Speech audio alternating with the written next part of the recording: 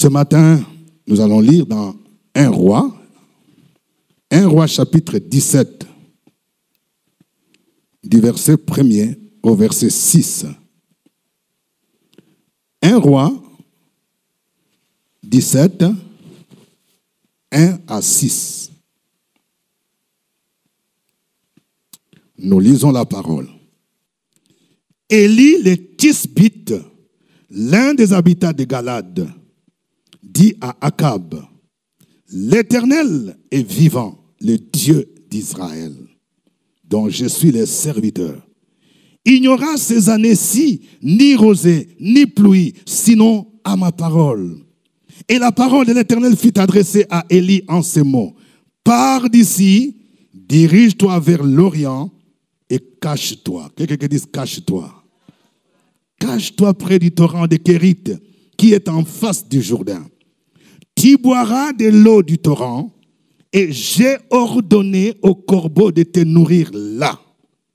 Il partit et fit selon la parole de l'Éternel. Et il alla s'établir près du torrent de Kérit, qui est en face du Jourdain. Les corbeaux lui apportaient du pain et de la viande le matin, et du pain et de la viande le soir. Et il buvait de l'eau du torrent. Mais au bout d'un certain temps, le torrent fut à sec, car il n'était point tombé de pluie. Amen. Cache-toi près du torrent de Kérit. C'est le thème de mon message de ce matin. Cache-toi près du torrent de Kérit. Cache-toi près du torrent de Kérit. Vous savez, il arrive que nous traversions des moments difficiles sur les plans socio-économiques ou sur les plans politiques, où nous sentons notre vie menacée, où nous sommes dans une crise, où on n'a plus d'argent, où on cherche de quoi manger, de quoi payer la nourriture, subvenir à nos besoins. Pendant ce temps, nous avons besoin d'un refuge. Nous avons besoin de quelque part où nous pouvons nous cacher. Je me souviens, dans l'année 2010, c'était l'année de la crise post-électorale. Il y avait ce qu'on appelle les Mbangwa en Côte d'Ivoire. Nous, on n'était pas loin de la présidence ici. Quand ça tirait, quand les balles tiraient, on entendait boum. Parce que comme nous sommes ici à Cocody, situé entre l'école et la gendarmerie, c'est de là que ça venait. Nous, on a subi des obus, des lance-roquettes. C'est tombé sur notre maison. Quand on entendait boum la nuit, il fallait se cacher quelque part. Parce qu'on dit on ne sait jamais. On est parti se cacher dans les studios de la radio Fréquence Vie. On avait besoin d'un refuge. Il y avait deux choses, parce que comme la crise a duré à peu près 2 semaines, on ne pouvait pas sortir pour aller dans les supermarchés. On avait besoin, 1, de la sécurité, 2, on avait besoin de quoi subvenir à nos besoins.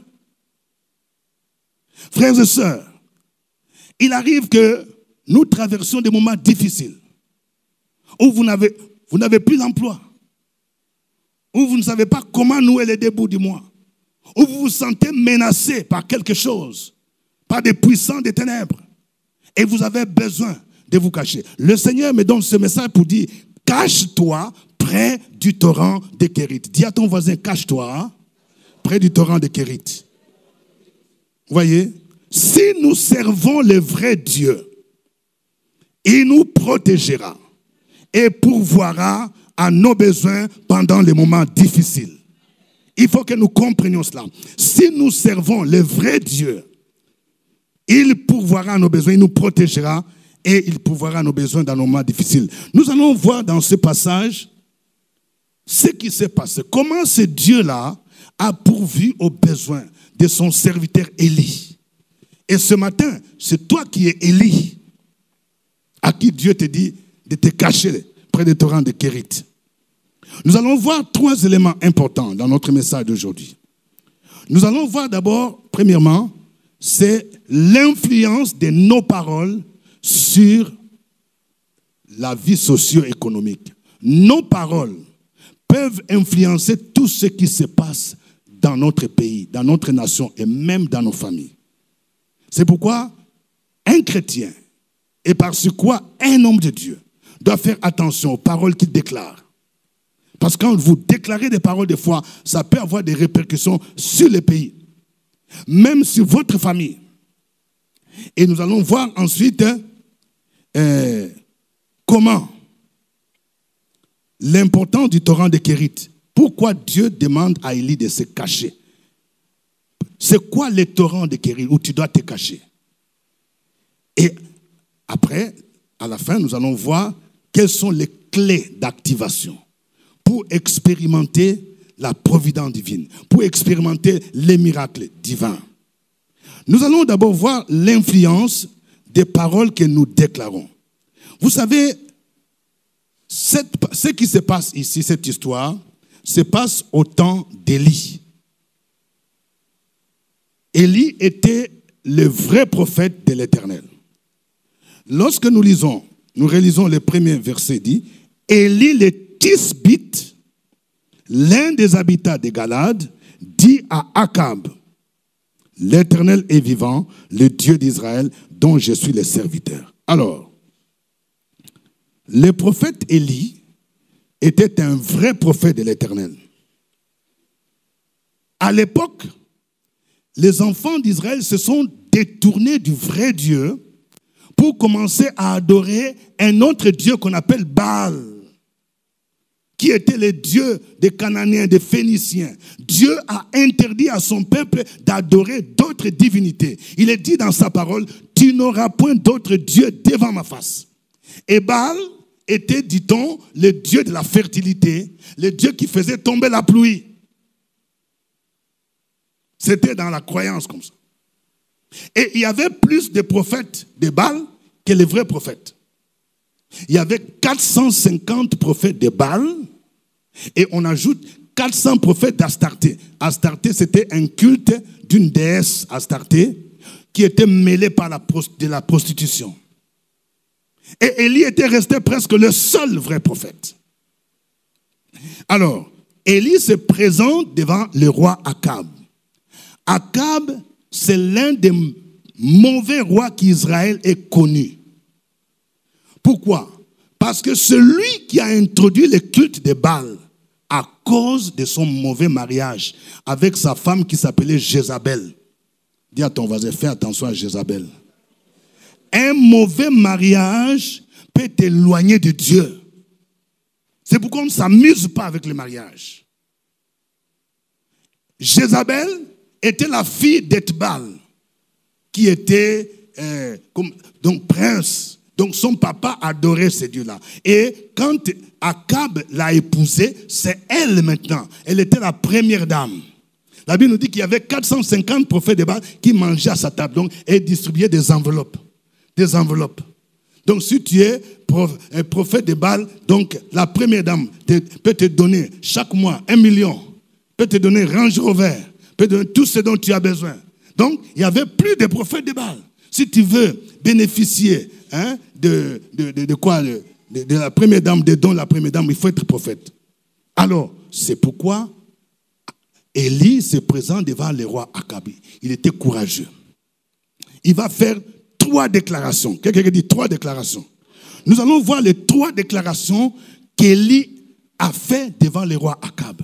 On va voir que ces paroles-là vont avoir des répercussions sur tous les pays, Israël. Alors, voici les 3 déclarations.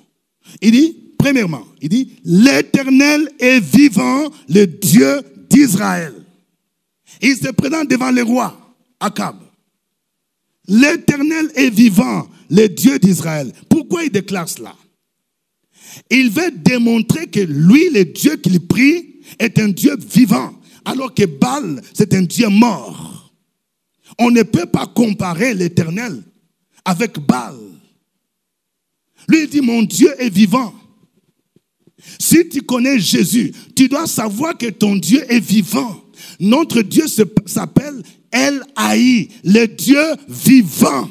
La Bible dit que les dieux des peuples sont des idoles. Ce sont des objets inanimés. C'est pourquoi le jour où Élie les a défiés devant le mont Carmel, il a dit, priez d'abord votre Dieu, on va voir. Ils ont crié Baal, Baal, du matin jusqu'au soir. Il n'y avait ni réponse ni cri. Il dit l'Éternel, le Dieu vivant. Oui, El-Haï est un Dieu vivant. Même lorsque David affrontait Goliath, pendant que tout Israël avait peur de Goliath, David pouvait dire, mais qui est cet incirconcis pour insulter l'armée du Dieu vivant? Quand tu connais que le Dieu que tu pries est un Dieu vivant, ça veut dire un Dieu agissant, un Dieu qui touche, un Dieu qui délivre, un Dieu qui guérit. Tu le sers avec assurance. Et celui que nous proclamons aujourd'hui, c'est Jésus-Christ. La Bible déclare qu'il est mort sur la croix de Golgotha. Le troisième jour, il était enseveli. Il a fait 3 jours, mais le troisième jour, il a fait quoi? Il est ressuscité d'entre les morts. Il n'est pas dans les tombeaux. C'est pourquoi, l'ange pouvait dire, pourquoi cherchez-vous dans celui qui est mort? Il n'est pas ici. Il est vivant. Dans le livre de l'Apocalypse, écoutez quelque chose que Jésus a déclaré. Dans Apocalypse 1, versets 17 à 18. Apocalypse 1, 17 à 18. Quand je le vis, j'ai tombé à ses pieds comme mort. Il posa sur moi sa main droite en disant, ne crains point, je suis le premier et le dernier, et le vivant. J'étais mort, et voici, je suis vivant au siècle des siècles. Je tiens les clés de la mort et du séjour des morts. Jésus est le Dieu vivant. Quand tu le connais, tu peux affronter les mystiques. Tu peux affronter les sorciers. Tu peux dire à ceux qui adorent des idoles que moi j'ai un Dieu vivant. Il n'est pas mort. Il vit au siècle des siècles. Donc c'est la première déclaration d'Élie devant Akab. Deuxième déclaration, il dit, je suis le serviteur de l'Éternel. Quelqu'un dit, je suis le serviteur de l'Éternel. Voyez, il dit d'abord, l'Éternel est le Dieu vivant. Deuxièmement, il dit, dont je suis le serviteur. Ça veut dire quoi? Il veut montrer que lui, il était dans le vrai. Tandis que ceux qui servaient les Baals étaient les faux. Frères et sœurs, depuis les temps anciens, vous allez voir qu'il y a plus de faux que du vrai. Mais quand il y a des faux, c'est qu'il y a du vrai. Aujourd'hui, dans les ministères, il y a des endroits, quand tu dis que je suis pasteur, les pasteurs sont les faux. Tout le monde n'est pas faux. Il y a pasteur et pasteur. Quelqu'un dit il y a pasteur et pasteur. Il y a des faux, il y a des vrais. Vous allez voir que dans chaque période, Dieu se réserve un reste. C'est-à-dire, même si les gens sont nombreux qui sont dans le faux, Dieu permet qu'il y ait toujours des restes, des gens qui se distinguent. La Bible dit, vous verrez de nouveau la différence entre les justes et les méchants, entre celui qui sert Dieu et celui qui ne le sert pas. Et il dit, donc je suis le serviteur de Dieu. Quel Dieu sers-tu? Demande à ton voisin, quel est le Dieu que tu sers? Vous voyez, si tu sers le vrai Dieu, il déclare devant Akab, dont je suis le serviteur. Et troisième déclaration d'Élie, il dit, il n'y aura ces années ni rosée, ni pluie, sinon à ma parole. Voici un homme de Dieu qui déclare des paroles de foi. Pourquoi il a dit ça? Bon, quelqu'un peut dire qu'il est méchant. C'est parce que c'était une façon de punir ces rois et de punir les habitants d'Israël parce qu'ils se sont détournés du vrai Dieu. Ils ont commencé à adorer Baal. Comme il disait que Baal, c'est lui qui donne la pluie, maintenant, lui, il va démontrer que lui peut bloquer la pluie. Il dit, il n'y aura pas de pluie pendant 3 années et demie. Quelqu'un dit, c'est la vérité. Il y a des choses, quand tu déclares, quand tu connais le vrai Dieu là, ça se fait. C'est pourquoi il ne faut pas s'amuser avec les vrais serviteurs de Dieu. Parce qu'il déclare une parole sur ta vie, ça risque d'avoir des répercussions. Il dit, il n'y aura pas de pluie. C'était pour montrer que le Dieu en qui se confiait Baal, il ne peut pas faire tomber la pluie comme ils disent. Lorsque nous lisons Jacques chapitre 5, verset 16, Jacques 5, verset 16, nous montre qu'Élie a fait une prière. Élie était un homme de la même nature que nous. Il pria avec instance pour qu'il n'ait plus point et il ne tomba point de pluie sur la terre pendant 3 ans et 6 mois. Donc, quand Élie se présente devant le roi, il dit il n'y aura pas de pluie. Et effectivement, la Bible dit tout ce que vous lierez sur la terre sera lié où? Dans les cieux. Il déclare une parole. Il fait une prière et le ciel est fermé. Et il s'en est suivi quoi? La sécheresse. Une fois quand je partais vers Mans, j'ai vu le Sassandra sec. Les gens ont dit, ah, ça c'est dangereux pour les cultivateurs, pour les producteurs. Mais imaginez-vous si la pluie ne tombe pas pendant 3 années et demie. En Côte d'Ivoire, si la pluie ne tombe pas pendant 6 mois, il y aura déjà des dégâts. Maintenant, prenez 3 ans et demi. 3 années et demie. Donc, il y avait la sécheresse. L'économie en Israël était basée sur l'agriculture. Rien ne pouvait pousser. Les denrées devenaient de plus en plus chères. Et quand la pluie ne tombe pas, l'eau devient une denrée rare. Même les brebis, même le bœuf, ils ont besoin d'eau. C'est-à-dire que même les brebis et les bœufs risquent de mourir. Vous vous rendez compte des dégâts que ça produit? Et c'est dans ce contexte-là, pendant qu'il y a la crise, pendant qu'on parle de la crise microéconomique, pendant qu'on dit que l'argent ne circule pas, pendant qu'on dit que les choses deviennent chères, le Seigneur dit à Élie, tu vas te cacher. Quelqu'un dit, cache-toi. Parce que le roi Akab était en train de les rechercher. Il dit, tout ça, c'est parce qu'il y a quelqu'un qui a fait une prière. C'est pourquoi maintenant, nous, on ne sait plus manger. Si j'attrape ces Élie-là, il va voir. Pendant que quelqu'un te menace, peut-être qu'il y a un Akab qui te menace spirituellement, qui te poursuit. Un grand mystique, un grand sorcier qui te poursuit. Le Seigneur te dit, cache-toi. Quelqu'un dit, cache-toi. Donc, tu as besoin d'un lieu de refuge pour te cacher, pour bénéficier de la protection. Et tu as besoin de ces lieux-là pour que le Seigneur puisse pourvoir à tes besoins. Voyons maintenant pourquoi les torrents de Kérit. Quelle est l'importance du torrent de Kérit? C'est notre deuxième point. Les torrents de Kérit étaient importants pour 2 raisons. Premièrement, c'était un lieu de refuge pendant que le roi Akab cherchait à tuer tous les vrais prophètes. Quand tu te sens menacé, quand il y a quelqu'un qui te menace, celui qu'on appelle l'homme fort, qui te menace, qui te poursuit, tu as besoin d'un refuge. C'est ça pour toi ton torrent de Kérit. Quelque part où tu vas te cacher. Il te dit, cache-toi. Oui, nous devons savoir que dans la Bible, il y a des moments où le Seigneur demandait à ses enfants, à ses serviteurs de se cacher.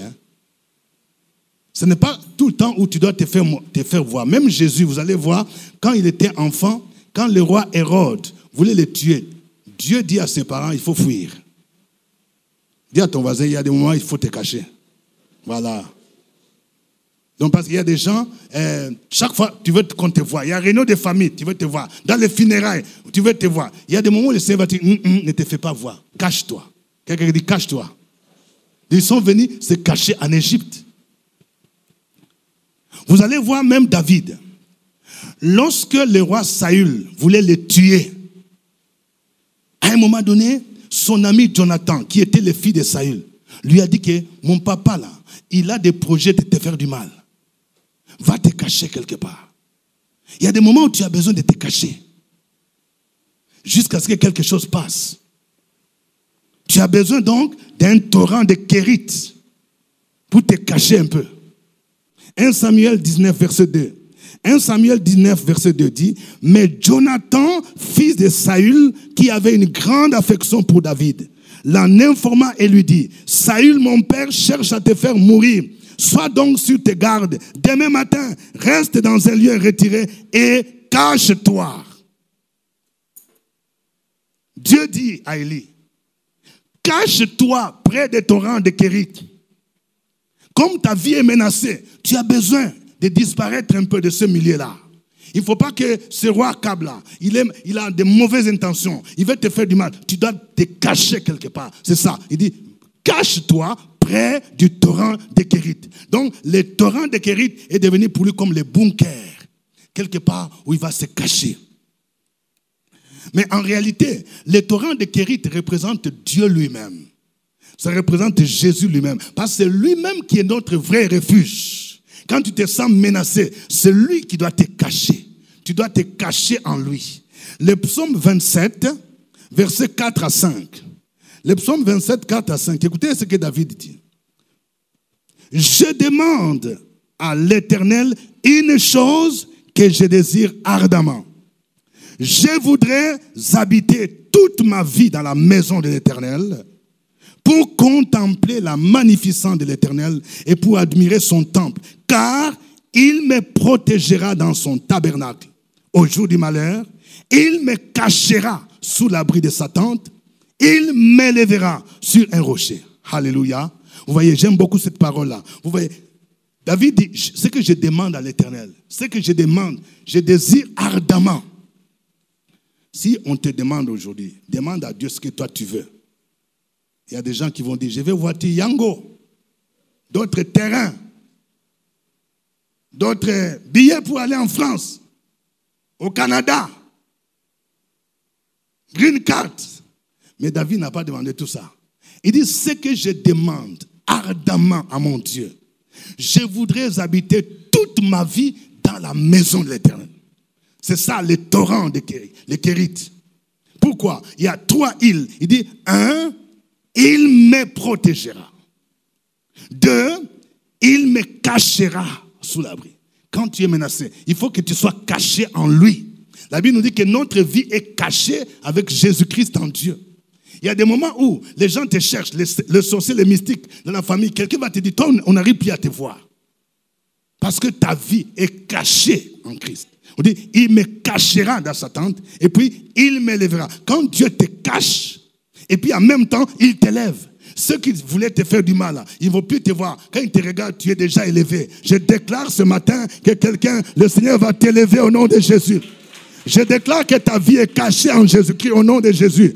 Je déclare que ta maison est cachée au nom de Jésus. Je déclare que tes enfants sont cachés au nom de Jésus. Je déclare que ton mariage est caché dans le sang de Jésus. Je déclare que ton travail, ton commerce est caché dans le sang de Jésus. Amen. Cache-toi. Donc, les torrents de Kérit, c'est les lieux où tu te caches, où tu es en sécurité. Deuxièmement, les torrents de Kérit, c'est les lieux que l'Éternel choisit pour pourvoir à tes besoins. Vous voyez, non seulement qu'il te sécurise, mais il pourvoit à tes besoins pendant des moments difficiles. Oh, j'aime notre Dieu. Notre Dieu s'appelle Jéhovah Jireh. Quelqu'un qui dit Jéhovah Jireh. C'est un Dieu qui pourvoit. C'est pourquoi il permet des moments difficiles. Je parle à quelqu'un. Écoute-moi bien. C'est pendant les temps difficiles que tu vas expérimenter la réalité de Jéhovah Jireh. Il y a des moments où Dieu permet que celui sur qui tu comptais sur, je ne sais pas, un oncle, un grand frère qui est au gouvernement.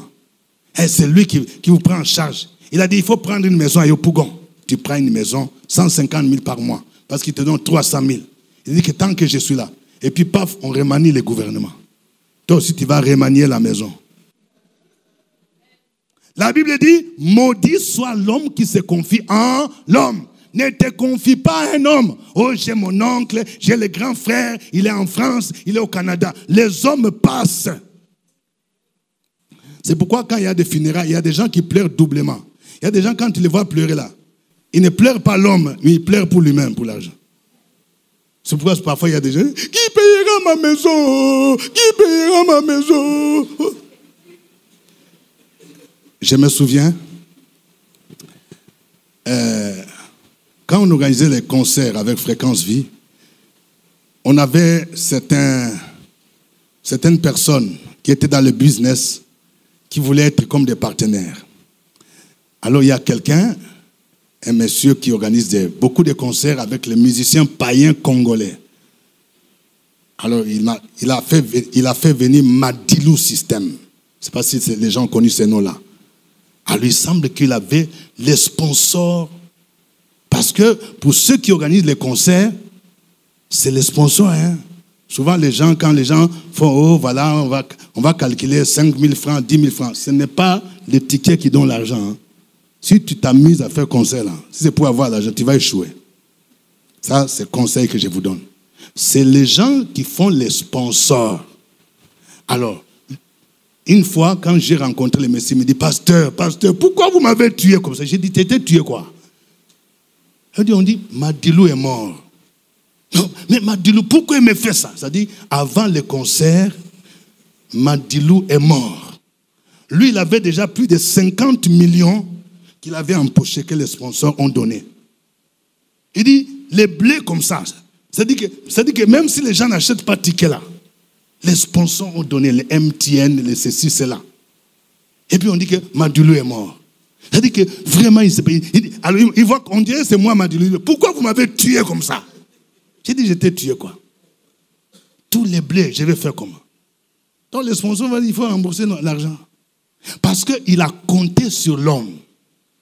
Dis à ton voisin, maudit soit l'homme qui se confie à l'homme. Il faut te confier en Jésus. C'est pourquoi tu as besoin du torrent de Kérit. Dieu dit à Élie, cache-toi près du torrent de Kérit.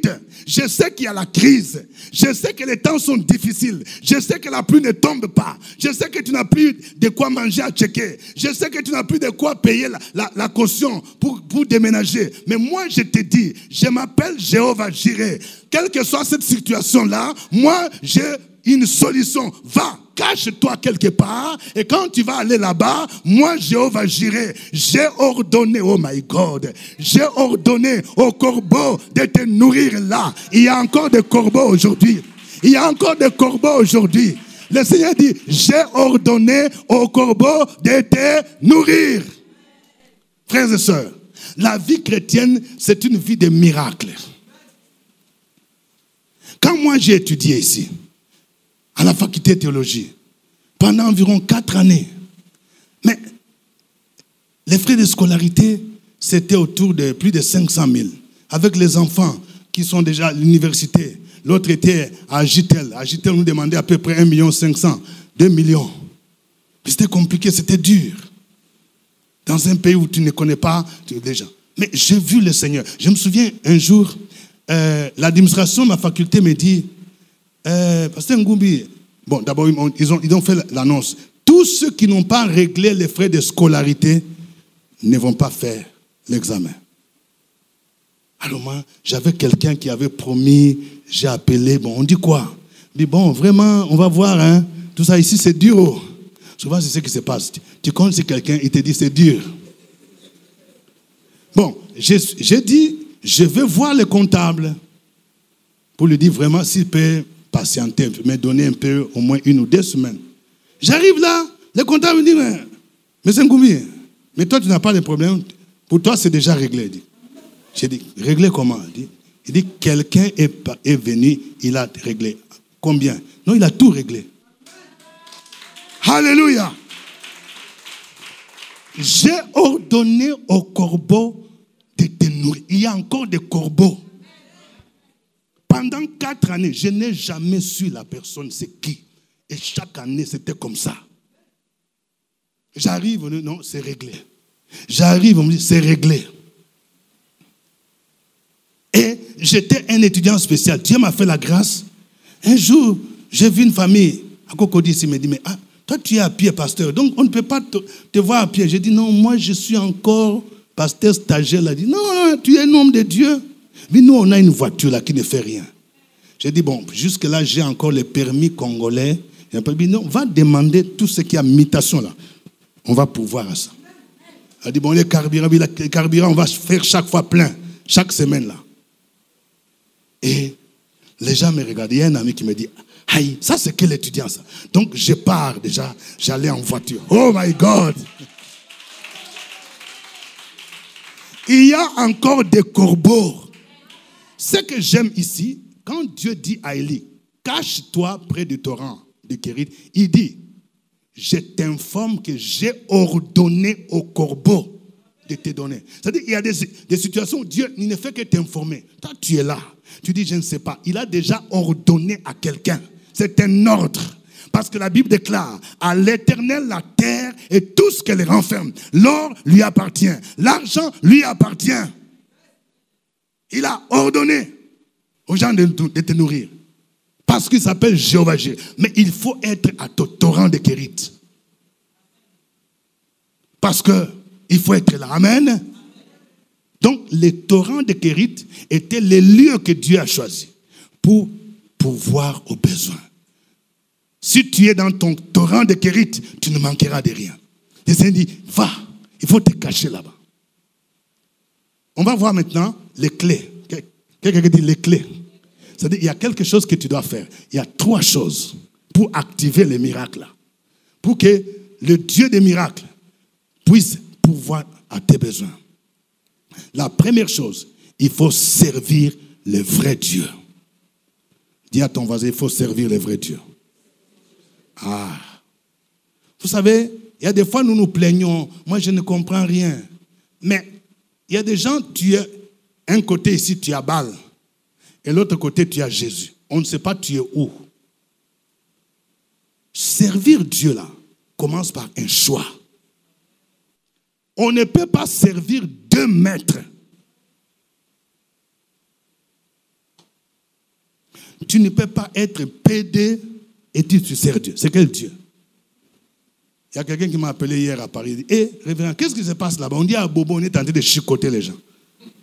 Ce serait honteux de voir qu'on chicote quelqu'un des maisons de gloire. Je vais te régner. On te chicote et on te montre sur les réseaux sociaux. Oui, moi je suis fils de papa Ngumbi, fils de papa. J'ai dit, je ne l'ai jamais connu.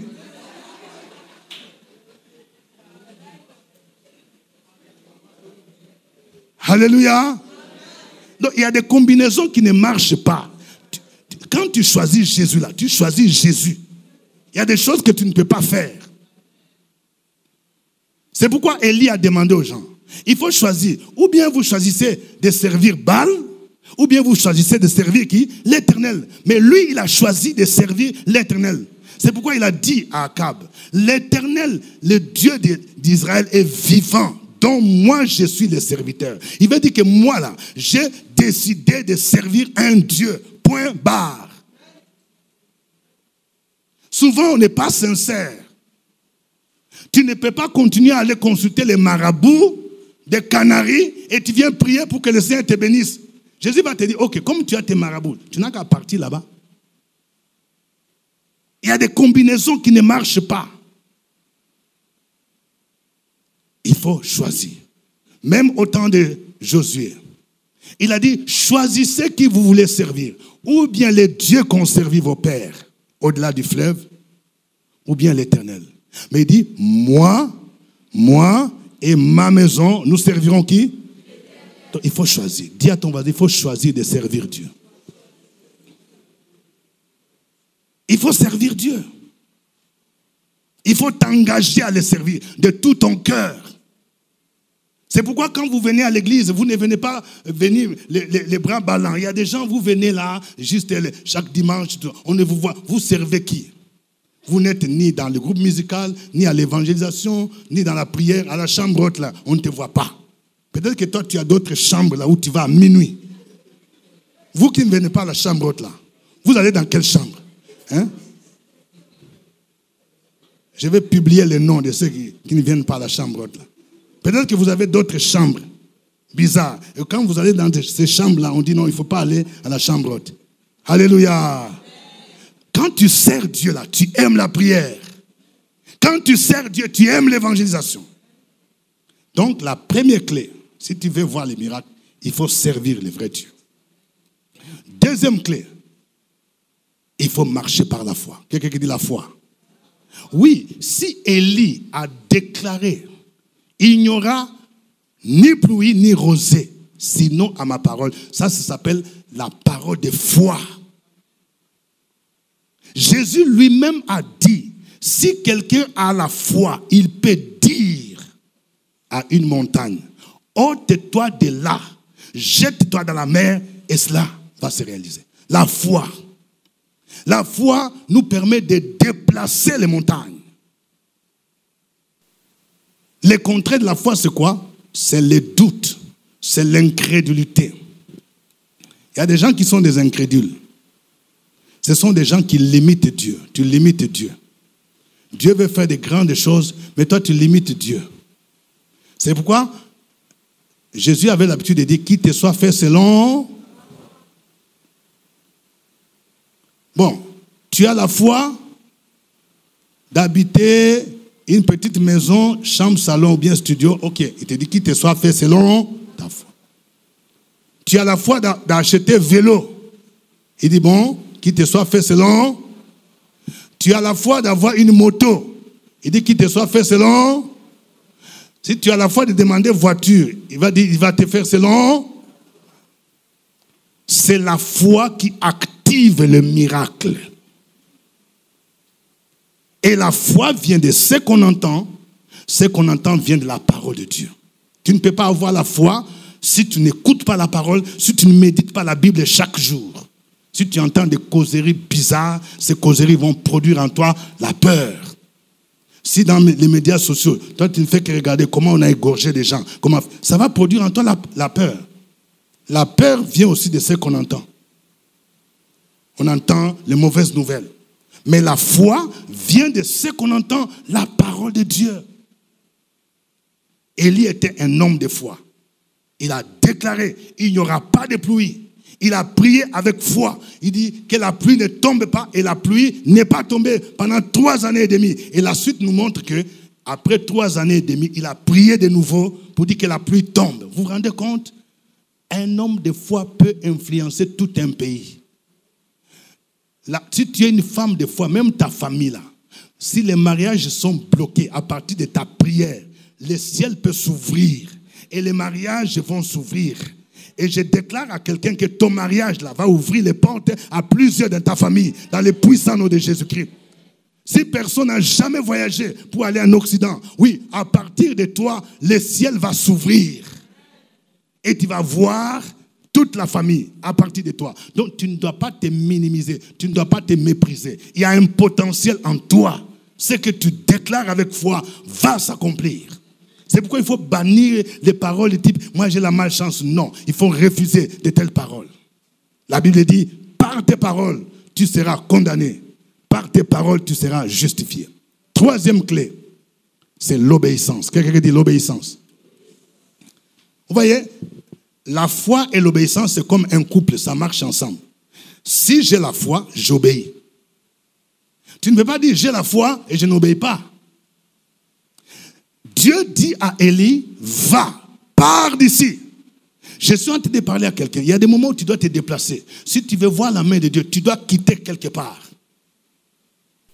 Tu dois quitter quelque part. Je vais parler aux jeunes. Vous les jeunes là, tu es toujours chez les vieux. Chez les vieux. Tu as dépassé 30 ans chez les vieux. Jusqu'à 15 heures, tu portes une grosse culotte comme ça. Je suis chez les vieux.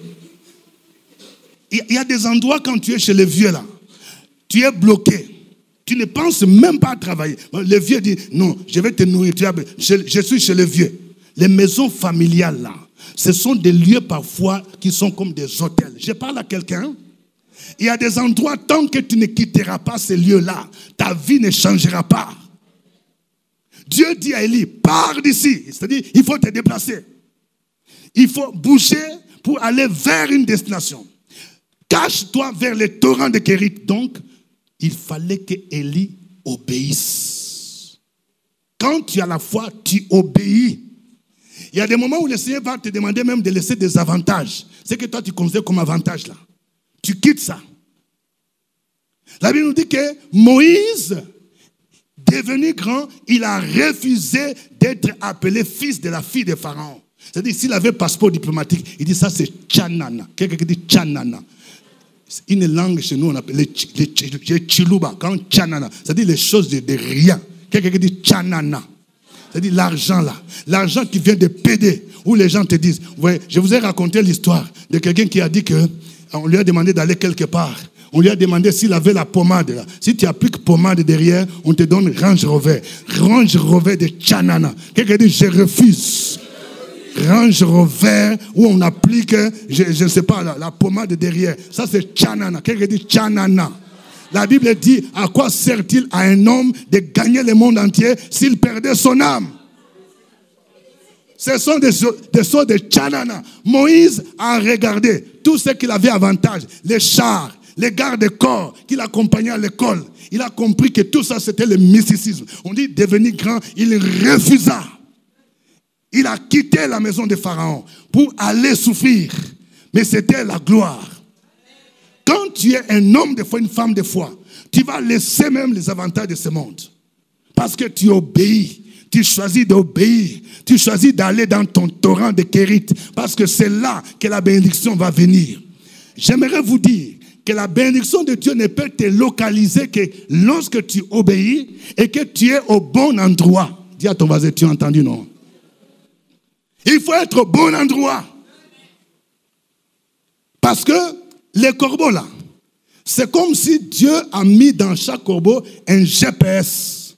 Vous savez, dans les GPS, donc quand on programme là, donc on dit destination torrent de Kérit. Maintenant, si les GPS arrivent là-bas, toi tu n'es pas là-bas. Donc les corbeaux ne vont pas aller te chercher partout. Parce que c'est programmé dans les GPS là de chaque corbeau, on dit destination torrent de Kérit. Maintenant, si toi tu es absent, donc la bénédiction ne va pas te localiser. Il faut être au torrent de Kérit. Quelqu'un dit au torrent de Kérit. Ok, quelqu'un dit ce matin, j'ai choisi d'être à mon torrent de Kérit. Oui, il faut obéir. Tant que tu ne vas pas obéir, ta vie ne changera pas. Tant que tu ne vas pas obéir, les miracles ne seront pas possibles. Il faut que tu bouges. Tu ailles dans la direction divine. Il dit, cache-toi, va vers le torrent de Kérit. Et quand tu es au torrent de Kérit, c'est là où les corbeaux maintenant vont venir. La Bible nous dit que et les corbeaux apportaient du pain, de la viande, le matin et le soir. Jéhovah Jireh va pourvoir à tes besoins si tu es au torrent de Kérit. Si tu quittes quelque part où tu es. J'ai dit ce matin, je ne sais pas quelle est la situation que tu vis. Peut-être que tu te sens menacé par quelque chose. Peut-être que tu sens comme si ta vie est bloquée. Rien n'avance. Les choses sont bloquées. Le Seigneur te dit, il faut activer les miracles.